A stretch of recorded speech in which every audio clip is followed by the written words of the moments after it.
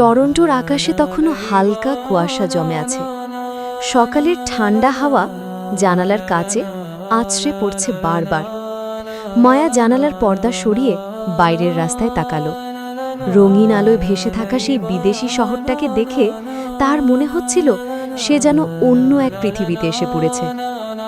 মাত্র কয়েক সপ্তাহ হলো মায়া বাংলাদেশ থেকে কানাডায় এসেছে পড়াশোনার জন্য।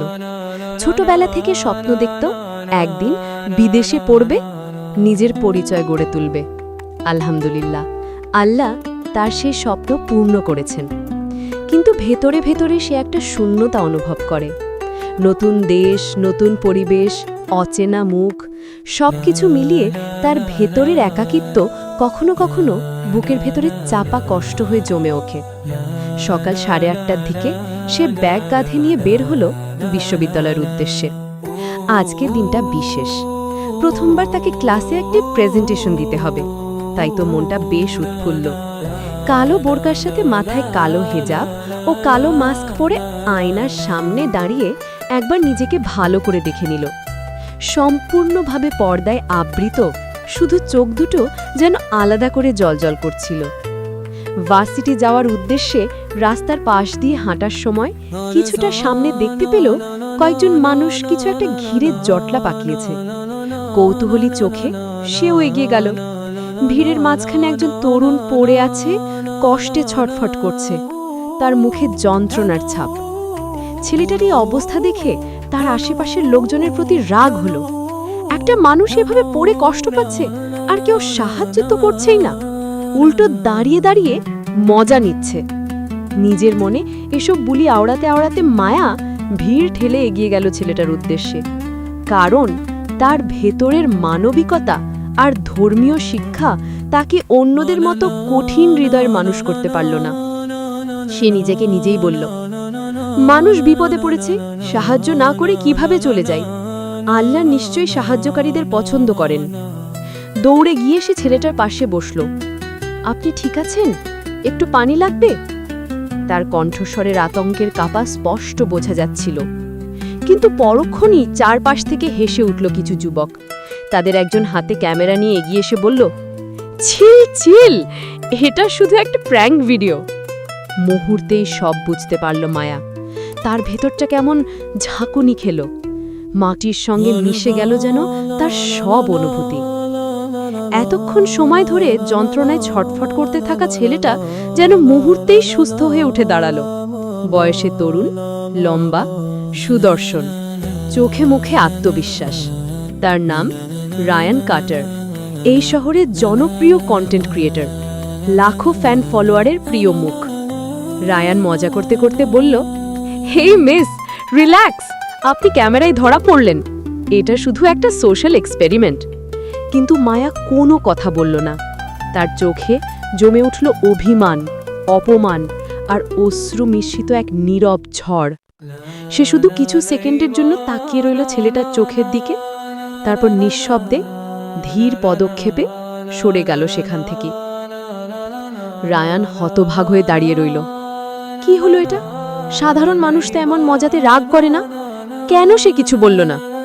কিন্তু মুহূর্ত পরেই সে ভ্রু কুঁচকে ফেলল। তার মনে হলো মেয়েটা অহংকারী, তাই তো সে মনে মনে বলতে লাগলো, অহংকারী, এতটা রিয়্যাক্ট করার কি আছে? তার ফ্যানরাও চুপ করে থাকলো না। ভিডিও আপলোড হতেই কমেন্টে ঝড় বইল, হিজাবি গার্লটা কত নাটক করছে, এই মেয়েটা বুঝি ভাবছে নিজেকে প্রিন্সেস, কানাডায় এসে খুব চালাকি শিখে গেছে মনে হয়। নানা ধরনের কটূক্তি আলোচনা সমালোচনায় ভরে উঠল ভিডিও কমেন্ট বক্স। এদিকে মায়ার রুমমেট লিনা, সে নিজেও ছিল রায়ানের অনেক বড় ফ্যান। ভিডিও আপলোডের নোটিফিকেশনের শব্দের সাথে সাথে ভিডিও প্লে করার এক পর্যায়ে বুঝতে পারল সেই হিজাবি গার্লটা আর কেউ না, তারই রুমমেট। এতদিনে মায়ের সাথে তার খুব ভালো একটা সম্পর্ক তৈরি হয়েছে। বিধায় মায়ার ওমনভাবে চলে আসার কারণ খুব ভালোভাবেই সে উপলব্ধি করছে। তাই তো কমেন্টের এমন সমালোচনা তাকে ব্যথিত করেছে। তাই প্রথমে এগুলো মায়াকে না জানাতে চাইলেও এক পর্যায়ে তাকে সতর্ক করার জন্য সব বলে দেয়। কারণ ইদানিং এমন সোশ্যাল এক্সপেরিমেন্টের নামে অনেক প্যাং ভিডিও তৈরি হচ্ছে, যার দরুন সত্যিকারের বিপদে পড়া মানুষগুলো কারো সাহায্য পায় না। মায়া নিজের নামে এমন কথা তার রুমমেট কম ফ্রেন্ড লিনার কাছ থেকে জানতে পেরে বেদনায় মুহূর্তেই তার বুকটা হু হু করে উঠল। বিনা দোষে এত লাঞ্ছনা! মানুষ কি শুধু মজা করার জন্য অন্যকে ভাঙতে পারে? কষ্টের সাথে সাথে তার রাগও হলো ভীষণ। মনে হচ্ছিল এক্ষুনি সবাইকে উচিত জবাব দিয়ে দিই, কিন্তু সে চুপ করে গেল। কারণ তার শিক্ষা তাকে শিখিয়েছে ধৈর্য সবচেয়ে বড় শক্তি। অন্যদিকে রায়ানও ভেবেছিল ব্যাপারটা এখানেই শেষ, কিন্তু কিছুদিন পর এক অদ্ভুত ঘটনা ঘটল। এক রাতে ভিডিও এডিট করতে করতে সে হঠাৎ সেই প্র্যাঙ্ক ভিডিওটা খুলে বসল। প্রথমে মেয়েটার দিকে দেখে সে হেসে উঠল, গালও দিল মনে মনে, কিন্তু কয়েক সেকেন্ড পর তার চোখ আটকে গেল ক্যামেরার ফ্রেমে ধরা পড়া চোখ দুটোর দিকে। নিজের অজান্তেই চোখ দুটোর এমন অভিমানী দৃষ্টি তার বুকের ভেতরে তীব্র আলোড়ন তুলল। সে ভিডিও থামিয়ে বারবার সেই মুহূর্ত রিভাইন্ড করল, বারবার জুম করল শুধু সেই চোখের দিকে। শেষমেশ ছবিটা ক্রপ করে আলাদা করে রাখল ফোনে, এবং অজান্তেই শুরু হলো তার আসক্তি। দিন যেতে লাগলো, কিন্তু রায়ান ধীরে ধীরে বুঝল এটা আর কেবল এক মুহূর্তের আকর্ষণ নয়, সে সত্যি সেই অভিমানী চোখের অধিকারিণীকে খুঁজে বের করতে চায়। বন্ধুদের ছবি দেখিয়ে খুঁজতে বলল, পরিবারের কাছে দিল, এমনকি তার ফ্যানদের উদ্দেশ্যে ভিডিও বানিয়ে বলল, যদি কেউ ওই মেয়েটিকে চিনে থাকো প্লিজ আমাকে জানাও। এই ছবির মালিক যদি নিজেই এটা দেখে থাকেন তাহলে যোগাযোগ করো।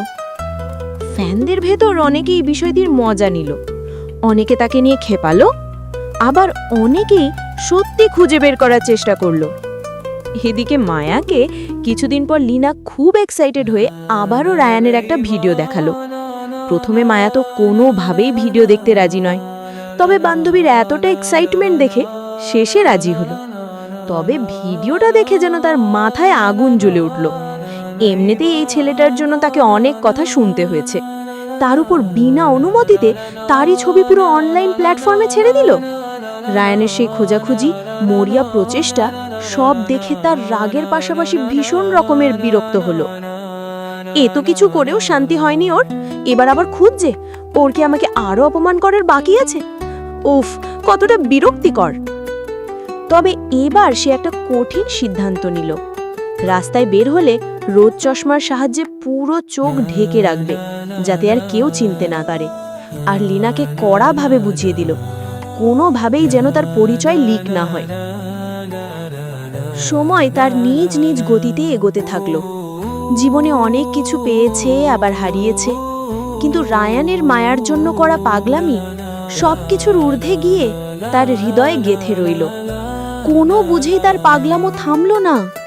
ফেসবুক, ইনস্টাগ্রাম, ইউটিউব সব প্ল্যাটফর্মে সে বারবার অনুরোধ জানালো, কিন্তু কোনো লাভ হলো না। আসলে যে নিজ থেকে হারিয়ে যায় তাকে কি চাইলেই সহজে খুঁজে পাওয়া যায়? অন্যদিকে প্রথম প্রথম মায়া এসব এড়িয়ে গেলেও লিনা তাকেও একদিন জোর করে রায়ানের ভিডিও দেখালো। তার জন্য করা পাগলামো, তাকে পাগলের মতো খুঁজে বের করার চেষ্টা সবকিছুই দেখালো। প্রথমে বিরক্তি লাগলো, ধীরে ধীরে কোথায় যেন একটা অজানা টান অনুভব করলো। হৃদয়ে মাঝে মাঝে বলল, যোগাযোগ করি, দেখি আসলে সে কেমন। কিন্তু তৎক্ষণাৎ ভয় এসে দাঁড়ালো সামনে। না, আল্লাহর ভয় আছে, হারাম কোনো সম্পর্কে জড়াবো না। আবার সে বিদেশি এবং অন্য ধর্মের, তাই সবকিছু ভাগ্যের হাতে ছেড়ে দিচ্ছি। তবুও রাতের নীরবতায় ভিডিওতে রায়ানের চোখের ভাষা আর তার কষ্টগুলো অজান্তেই তার হৃদয় ছুঁয়ে যেত। শহরের কোলাহল একটু একটু করে কমে আসছিল। সন্ধ্যার আকাশে লালচে আলো মিশে গিয়ে চারিদিকে তৈরি হচ্ছে এক অদ্ভুত আবহ। পাখিরা দল বেঁধে ডানায় ভর দিয়ে ফিরে যাচ্ছে নিজ নিজ বাসায়। বাতাসে তখন হালকা শীতলতার স্পর্শ। এতটা ভিড়ভাট্টার মাঝেও ছেলেটা দাঁড়িয়েছিল এক কোণে, চোখে অস্থিরতা, মুখে এক ধরনের অনিশ্চয়তা। অনেক খুঁজেও সে পায়নি তাকে, সেই মেয়েটিকে যে একদিন হঠাৎ তার সামনে এসে থেমে গিয়েছিল নিঃশব্দ ঝড়ের মতো। মেয়েটার চোখের গভীরতা যেন তার ভেতরটাকে কাঁপিয়ে দিয়েছিল। অথচ কয়েক সপ্তাহ হয়ে গেল সে আর কোনো খোঁজ পাচ্ছে না। আমি কি হারিয়ে ফেলেছি তাকে? নাকি এভাবেই অচেনার মতো চলে যাবে? ছেলেটার বুকের ভেতরে হাহাকার জমে উঠেছে। ঠিক তখনই তার মনে এক নতুন ভাবনা জন্ম নিল। সে স্মরণ করল মেয়েটার পোশাক, তার হিজাব, তার চোখের শান্ত দীপ্তি। অদ্ভুতভাবে মনে হলো হয়তো সে মুসলিম। হঠাৎ মনে এলো যদি মসজিদে যায় হয়তো কিছু জানতে পারবে। কিন্তু পরক্ষণে বুকটা ধক করে উঠল। সে তো মুসলিম নয়, তার পরিবার খ্রিস্টান, যদিও নিজে কোনো ধর্মকে কখনো মানেনি। ছোটবেলা থেকে শুনে এসেছে ইসলাম খুব খারাপ ধর্ম, মুসলিমরা সন্ত্রাসী, তারা নিরীহ মানুষ মেরে ফেলে। এইসব ভুল ধারণাই তার ভেতরে ভয় ঢুকিয়ে রেখেছে। তবু সে দ্বিধা ভাঙল। যা হবার হবে, আজ যেতেই হবে, না গেলে হয়তো সারা জীবন আফসোস রয়ে যাবে। সকালে ভোরের আলো ফোটার সাথে সাথেই বেরিয়ে পড়ল বাসা থেকে। শহরে মুসলিম কম হওয়ায় মসজিদের সংখ্যা হাতে গোনা। অনেকটা ঘুরতে হলো। শেষমেশ যখন দূর থেকে একটি মসজিদের মিনার চোখে পড়ল, বুকের ভেতরটা অদ্ভুতভাবে কেঁপে উঠল। সে এগিয়ে এলো মসজিদের দরজার সামনে, কিন্তু পা যেন আর নড়ছে না। ভেতরে প্রবেশ করা কি ঠিক হবে? এসব চিন্তা করতে করতে সে সেখানেই ঠাই দাঁড়িয়ে রইল। ঠিক তখনই ভেসে এলো এক সুরেলা ধ্বনি। কেউ সুর করে কিছু পড়ছে। কণ্ঠ এতটাই মধুর যেন আকাশ ভেঙে কোনো স্বর্গীয় সুর নেমে এসেছে। ছেলেটা মন্ত্রমুগ্ধ হয়ে দাঁড়িয়ে আছে, চোখে বিস্ময়, মনে কাঁপন। সে শোনায় এতটাই মুগ্ধ হয়ে ডুবে আছে যে কেউ তার পাশে এসে দাঁড়িয়েছে তা সে খেয়ালই করল না। অপরদিকের লোকটা ছেলেটার এমন অদ্ভুত ব্যবহারে, ছেলেটার এমন অদ্ভুত দৃষ্টিতে তাকিয়ে থাকা দেখে গলা খাঁকিয়ে মুচকি জিজ্ঞেস করলেন, তুমি কি প্রথমবার কোরআনের সুর শুনছ? রায়ান একটু লজ্জিত ভঙ্গিতে উত্তর দিল, এটার নাম কোরআন। আচ্ছা, এটা কি কোনো বিশেষ গান নাকি কোনো বিশেষ মিউজিক? অপরিচিত লোকটা হেসে ফেললেন। তার হাসিতে কোনো উপহাস ছিল না, ছিল স্নিগ্ধতা। কিন্তু ঠিক তখনই মসজিদের ইমাম সাহেব বেরিয়ে এসে গম্ভীর কণ্ঠে লোকটাকে হালকা ধমক দিয়ে থামিয়ে দিলেন। তারপর রায়ানের দিকে দৃষ্টিপাত করে মুচকি হেসে বললেন, বাবা, এটা গান নয়, এটা আল্লাহর বাণী, কোরআনের তিলাওয়াত। তোমার প্রশ্নে রাগ করিনি, কিন্তু ভুল বোঝাটা ভাঙা দরকার। ইমামের কণ্ঠে কোনো রাগ ছিল না, ছিল গভীর মমতা। তিনি কিছুক্ষণ ছেলেটির দিকে তাকিয়ে থেকে জিজ্ঞেস করলেন, তুমি এখানে কেন এসেছো? কিছু জিজ্ঞেস করবে বা ইসলাম সম্পর্কে জানবে চাও? এতটা সময় সবকিছু কেমন যেন তার কাছে লেগেছিল। তবে ইমাম সাহেবের প্রশ্ন শুনে ছেলেটা ঘেমে উঠল। আসল কারণ বলার সাহস পেল না, শুধু মাথা নাড়িয়ে অস্বীকার করল। তারপর ভদ্রভাবে বিদায় নিতে চাইল, কিন্তু ইমাম সাহেব তাকে থামিয়ে দিলেন। হাতে ধরিয়ে দিলেন একটি বই, তাওহীদ, সত্যের সন্ধানে। এটা পড়ো, হয়তো তোমার পথ চিনতে সাহায্য করবে। বাকিটা আল্লাহর ইচ্ছা। রায়ান বইটা নিল, কিছু না বলে বেরিয়ে এলো। হাঁটতে হাঁটতে মনে হচ্ছিল, কেন এসেছিলাম আর কেন এভাবে বেরিয়ে যাচ্ছি? আমার ভেতর কি হচ্ছে? সেদিন সেখান থেকে কোথাও না গিয়ে সরাসরি বাসায় চলে এলো। বাসায় ফিরে সে একা তার রুমে বসে সবকিছু পুনরায় ভাবতে বসে গেল। সে কেন সেখানে গেল, আর কেনই বা কিছু না বলে এমন চুপচাপ চলে আসলো? তার চেয়েও বড় কথা, সে এতদিন ধরে যা জানত আজ তো তার পুরোই ভিন্নতা পেল। এমন সব ভাবনা তার ভেতরটাকে এলোমেলো করে দিচ্ছে। তাই সে ঠিক করল, অন্যের মুখ থেকে নয়, তাকে নিজ থেকে সব তথ্যের উত্তর খুঁজতে হবে। এসব ভাবনা ভাবতে ভাবতে সে বসে পড়ল কম্পিউটারের সামনে। ইন্টারনেটে লিখল ইসলাম। একের পর এক ওয়েবসাইট খুলতে লাগলো, পড়তে লাগলো। অদ্ভুতভাবে যেসব কথা এতদিন শুনে এসেছে সেগুলোর সঙ্গে বাস্তব কোনো মিল পেল না, বরং প্রতিটি তথ্য তার ভেতরে জন্ম দিল নতুন প্রশ্ন, নতুন কৌতূহল। রাত গভীর হলো, ঘর নিস্তব্ধ। সে বইটা হাতে তুলে নিল। প্রথম পৃষ্ঠা খুলতেই মনটা কেমন শীতল হয়ে এলো। ধীরে ধীরে পড়তে পড়তে একসময় তার চোখ ভিজে এলো। অজান্তে অশ্রু গড়িয়ে পড়ল গাল বেয়ে, যেন দীর্ঘদিন জমে থাকা এক অজানা কষ্ট ধীরে ধীরে গলে যাচ্ছে। সেই রাতেই তার ভেতরে প্রথম আলো জ্বলে উঠল, অচেনা এক আলোর ঝলকানি, যা তাকে টেনে নিয়ে যাচ্ছিল অজানা নতুন এক পথে। এভাবেই কিছুদিন কেটে গেল। রায়ান শুধু ইসলামই নয়, অন্যান্য ধর্ম নিয়েও পড়াশোনা শুরু করল। তাদের সকলের সাথে যে মিশতে লাগলো, তাদের সম্পর্কে জানতে চেষ্টা করল। কিন্তু সত্যিকারের শান্তি পেল ইসলামেই। এর সাথে তার ভেতরকার কষ্ট কমে, ভেতরে প্রশান্তি জমতে শুরু করেছে।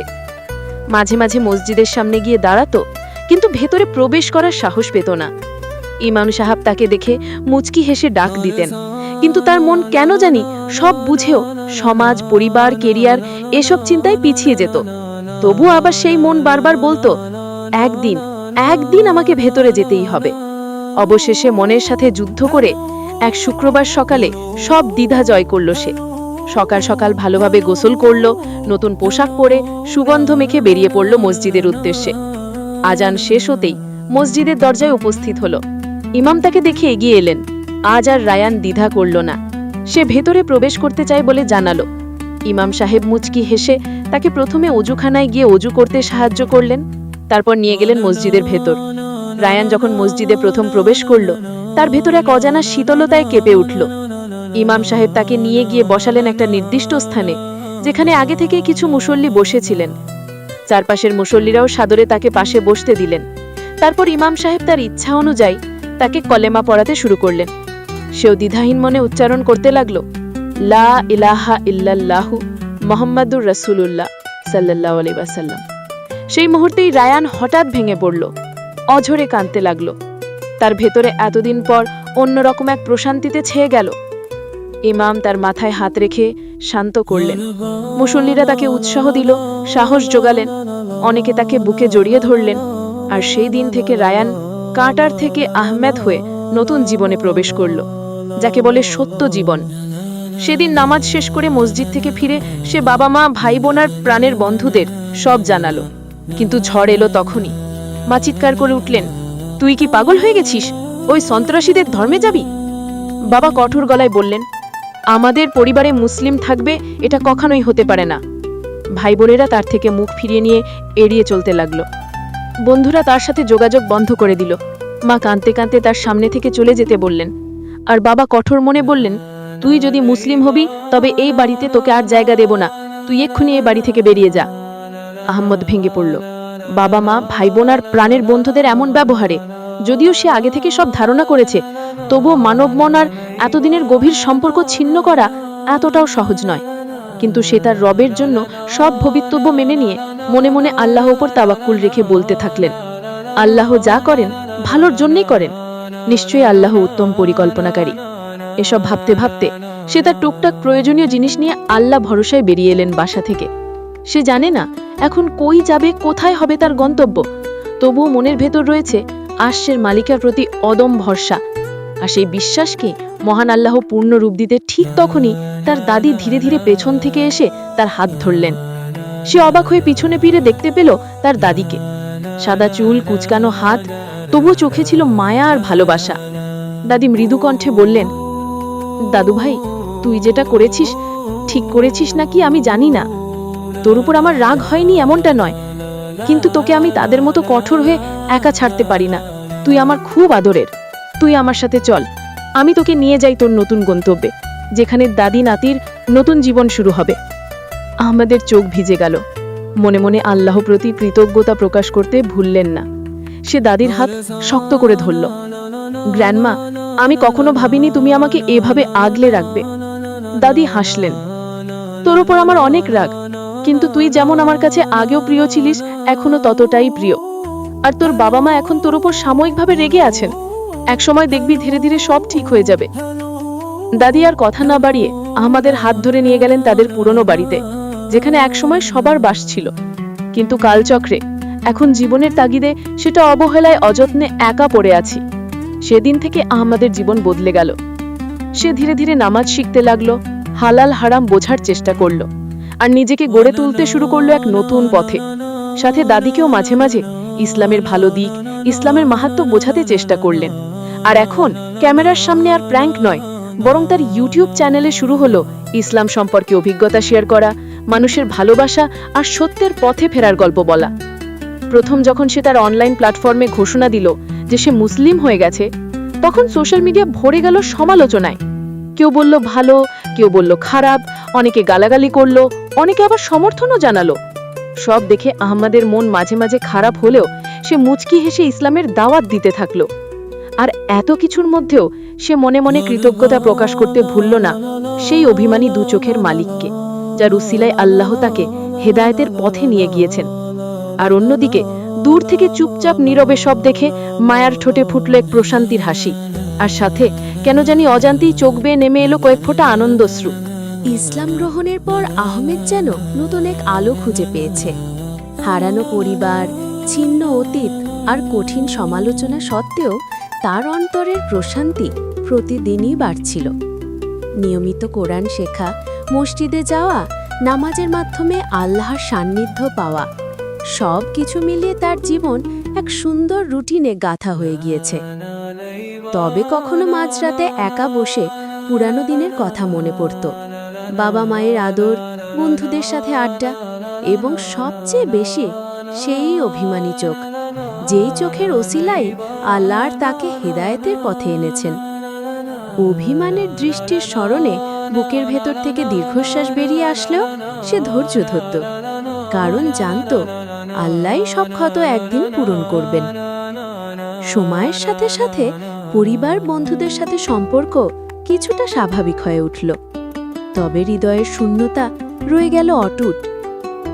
একদিন ইমাম সাহেবের সাথে বাড়ি ফেরার পথে আহমেদ আমতা আমতা করে জিজ্ঞেস করল, হুজুর, যদি আমি তাকে আল্লাহর কাছে চাই, যাকে আমার চোখে প্রথম দেখেছি, না মানে সে কি আমার ভাগ্যে লেখা?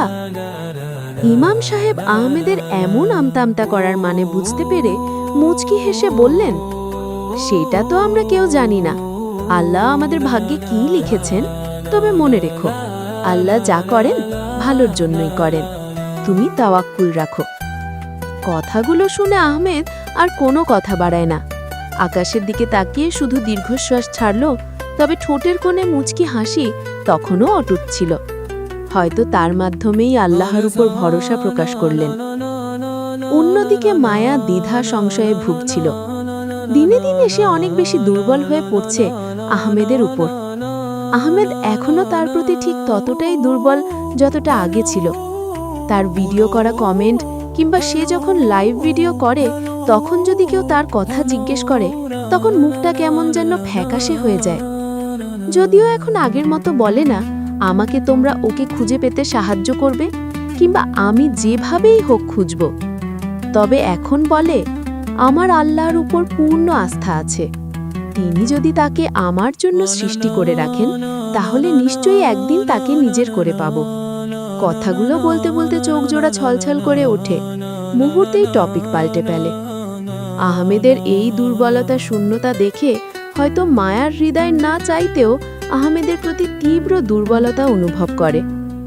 একদিন মায়া তার সমস্ত সংশয় কাটিয়ে নিজের বোনকে সব খুলে বলেছিল। তার হৃদয় যা চায় সেটা গোপন করতে পারেনি, কিন্তু একই সাথে বলেছিল, বাবা মা যদি না মানেন আমি কোনো সম্পর্ক চাই না, আমি তাদের কষ্ট দেব না। তবে সত্যি বলতে আমার হৃদয় ভেতর থেকে ভেঙে চুরে শেষ হয়ে যাবে। উনি আমার আবেগ না আপা, উনি আমার। বাকি কথাগুলো আর বলতে পারে না। জড়তা, অস্বস্তি তাকে ঘিরে ধরে, তবে নিজের চোখের পানিগুলোকে আটকাতে পারেনি শত চেষ্টায়ও। প্রথমে বোন রাজি হয়নি, বিদেশি ছিলে, আবার আগের সব ভিডিওর কারণে তার সন্দেহ প্রবল ছিল। কিন্তু ছেলেটার পরিবর্তন, তার ইসলামী ভিডিও, আবার তার বোনের প্রতি এতটা দুর্বলতা, এগুলো দেখে ধীরে ধীরে বড় বোনের মন গলে যায়। তার চেয়েও বড় কথা, মায়ার কষ্ট, ধৈর্য আর চোখের পানি এড়াতে পারেনি। অবশেষে বাবা মায়ের কাছে সব বললেন। তারা প্রথমে দ্বিধায় থাকলেও মেয়ের যুক্তি শুনে আল্লাহর ভরসায় রাজি হয়ে গেলেন। যখন শুনল মায়া তার পরিবার পক্ষ থেকে আর কোনো বাধা নেই, তখন মনটা হালকা হয়ে গেল।